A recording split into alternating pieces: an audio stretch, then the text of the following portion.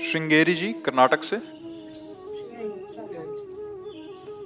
राधा वल्लभ श्री किसका हरिवंश। प्रश्न? राधा वल्लभ श्री हरिवंश। गुरुदेव, हम दर्शन शास्त्र का अध्ययन कर रहे हैं। वेदांत आदि शास्त्रों में हम पढ़ते हैं कि आत्म तत्व साक्षात्कार की प्राप्ति के लिए श्रवण, मनन, निधिध्यासन का क्रम है। नित्य वस्तु विवेक आदि साधन चतुष्टय संपत्ति की आवश्यकता है। मेरा प्रश्न यह है कि गुरुजी, केवल नाम संकीर्तन और इन साधनों का क्या महत्व है? कृपया मार्गदर्शन करें। देखो, काशी वेदांतियों का रण क्षेत्र है। वहां का झाड़ू लगाने वाला भी वेदांत का उपदेश करने के सामर्थ्य रखता है। बाबा विश्वनाथ जी की वंदे बोधमयम नित्यम गुरुम शंकर रूपिणम।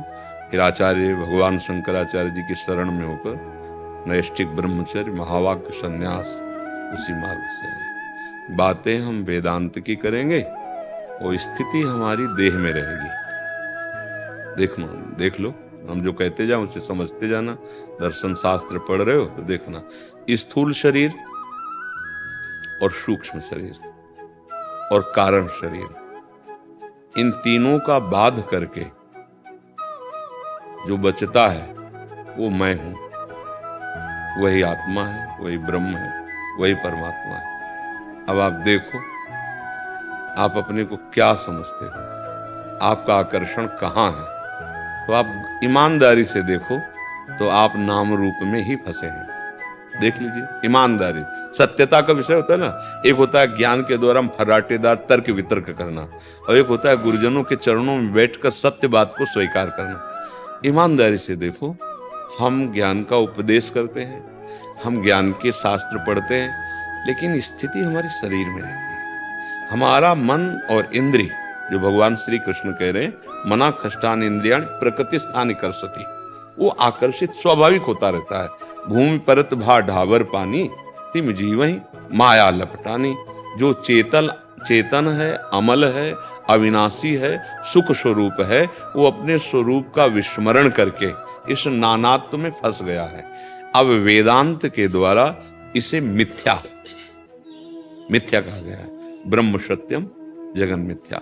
क्या आपको भास रहा है मिथ्या? क्या आपको शरीर मिथ्या भास रहा है? क्या आपको मन इंद्रियों के भोग मिथ्या भास रहे हैं? इसका मतलब आप अज्ञानी ही हैं, आप ज्ञानी नहीं हैं। हाँ, अब शुरू करते हैं नाम की महिमा। भगवान का जैसे नाम राम है, भगवान का जैसे नाम कृष्ण है, ऐसे भगवान का एक नाम प्रणव ओम है। सब कुछ वेद इसी पे टिका हुआ है। इसे उद्गीत कहते हैं वेद। जानते हो ना, आ उ मा ओम। इस प्रणव को वेदांत में, उपनिषद में उद्गीत कहते हैं। और इसी के चिंतन से आश्रय हुआ ना नाम का।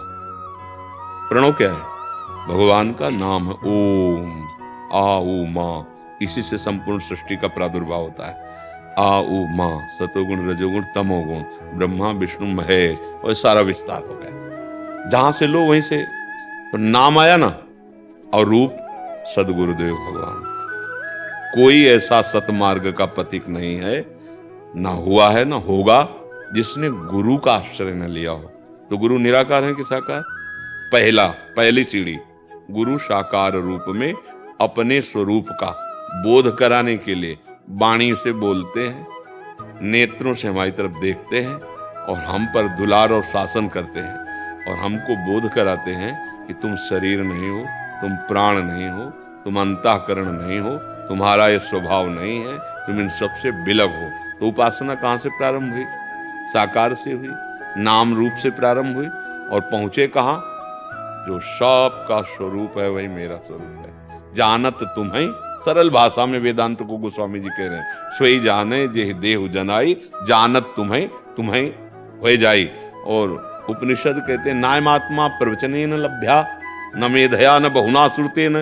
वो जो आत्म तत्व का बोध है वो बहुत प्रवचन करने से भी नहीं आता, बहुत सुनने से भी नहीं आता, और बहुत बुद्धि से नहीं आता। बोले आत्मा वृणोति, जिसका आत्मा वर्ण कर लेता, सोई जाने जे देहु जनाई। तो आत्मा कौन है? मैं ही तो हूं। अब मैं शब्द से सीधे शरीर आता है, सीधे रूप आता है, सीधे अंतःकरण आता है, सीधे स्वभाव आता है। इसका बाध करना बिना प्रभु का आश्रय ले, वही प्रभु गुरुदेव है। और गुरुदेव देखो, सन्यासी जन क्या कहते हैं? जब एक दूसरे से मिलते हैं तो बोले हरि ओम तत्सत बोलते ना, स्वामी जी ओम हरि बोलते ना।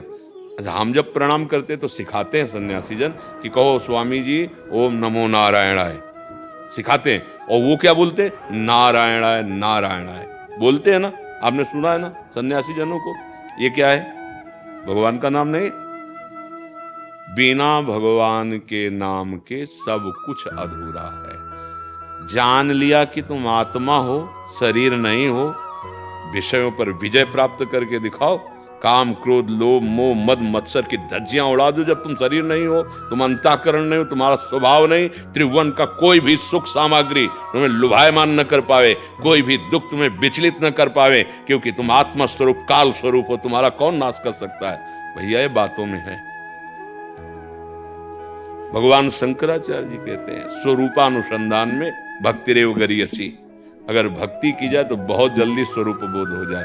जो ज्ञानी को आत्म तत्व का बोध होता है अपने स्वरूप का, भक्त को रास्ते में हो जाता है, क्योंकि उसका लक्ष्य होता है प्रेम, तो रास्ते में हो जाता है। वो रास्ते में, ये रास्ता है।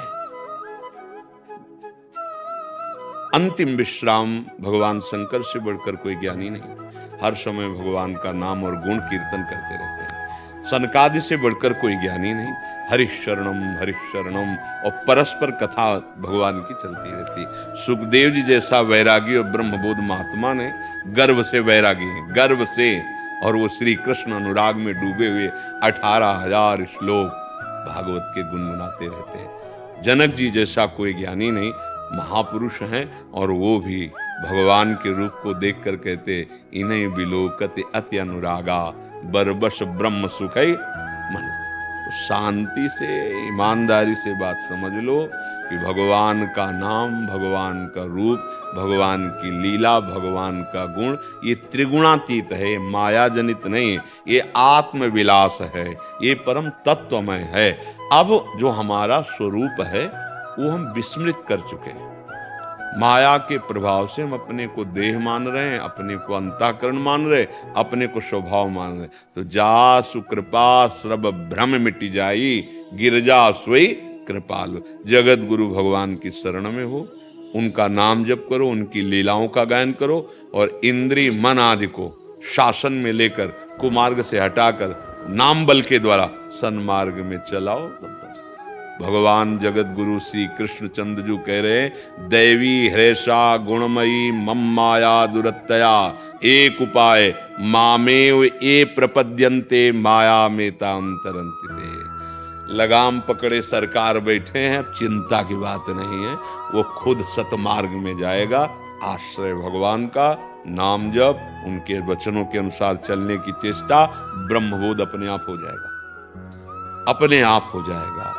हम तो यही समझ पाए हैं कि समस्त वेदांत सार है कि आप अपने गुरुदेव को ब्रह्म मानकर उनकी आज्ञा के अनुसार दिया हुआ मंत्र उपासना जपो, चलो, बोध प्राप्त हो जाएगा। ये अज्ञान कोई छोटी मोटी ग्रंथि नहीं है, बिल्कुल ग्रंथि नहीं है, फिर भी छूटत कठिनाई।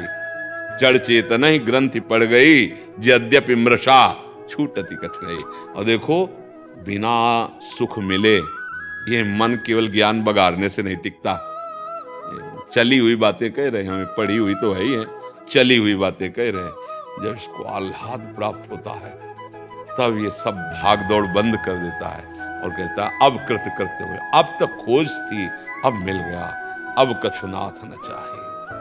भगवान का आश्रय लो, उनका नाम जप करो, सब ज्ञान आपके अंदर हो जाएगा, स्वरूप बोध हो जा। मम दर्शन फल परम अनूपा, जीव पाव निज सहज स्वरूपा। गीध ने वेदांत नहीं पढ़ा था, आमिष भोजी मांस। गीध का हर क्या है? कौन सा पद उसे प्राप्त हुआ? सियाजू की रक्षा के लिए अपने शरीर को अर्पित कर दिया, भगवान उसे गोद में लिए हुए हैं। तो गीध देह तज और धरि हरि रूपा, साक्षात भगवान का स्वरूप आ गया ना, भगवान के धाम को जा रहा है। कोई ऐसा नहीं है जो इनकी चरण आराधना किए बिना ब्रह्मबोध प्राप्त कर सके। हाँ, आराधना करते करते द्वैत भाव गायब हो जाता है, क्योंकि अज्ञान में द्वैत रहता है। शुद्ध भाव, ब्रह्म स्वरूप भाव हो जाता है। जिस मार्ग का पथिक हो बिना भगवत आराधना के कोई भी एक महापुरुष का नाम बताओ जो भगवान की आराधना ना किया हो और ऊंचाई पर पहुंच गया हो, किसी भी। हाँ, सबकी स्थिति एक में ही आती है, चाहे भक्त हो चाहे ज्ञानी हो, एक में ही आएगा आखिरी परिणाम। जो अंतिम ऊंचाई है वो एक में आती है, क्योंकि एक ही बहुत में विस्तार को प्राप्त हुआ। एक वो हम बहुश्यामा, तो बहुश्यामा से सब समिटते हैं, चाहे जिस मार्ग से चलो एक में आते हैं। जैसे भक्त आया, ब्रह्म नहीं, माया नहीं, नहीं जीव नहीं काल, अपनी सुध ना रही, एक रहे हो नंदलाल, रह गए ना एक। ज्ञानी एको हम, द्वितीय नास्ति, हम जो मैं वही ब्रह्म है, कोई गलत नहीं, वही है। चाहे उसे आप कह दो चाहे आप मान लो, चाहे उसे आप कह दो चाहे आप मान लो, वही आप ही आप है। समझ पा रहे हो हमारी बात? उसे आप कह दो या आप मान लो, आप वो आप ही आप है। चाहे आप मैं में तन्मय कर लो और चाहे तू में तन्मय कर लो, पर हम लोग मैं तू में दोनों में है। तो मैं तू माया हो गई, केवल मैं ब्रह्म हो गया, केवल तू भक्ति का परिणाम हो गया। जित देखो तित श्याममय। बहुत समय नष्ट करने की जरूरत नहीं है। हम जान लिए कि जो हम हैं, अब उसको मानने की सामर्थ्य कहां से आवे? जान तो गए कि हमारा जो स्वरूप है, नैनम छिन्दन्ति शस्त्राणि, या मच्छर काटता है तो परेशानी होती है। नैनम छिन्दन्ति शस्त्राणि हमारा स्वरूप है। नैनम दहति पावकः न चैनम क्लेदन्त्यापो न शोष्यति मारुतः। जान गए, लेकिन अभ्यास कहाँ है? अब नाम जप करो और भगवान की आराधना करो, ये मायामल नष्ट हो जाएगा।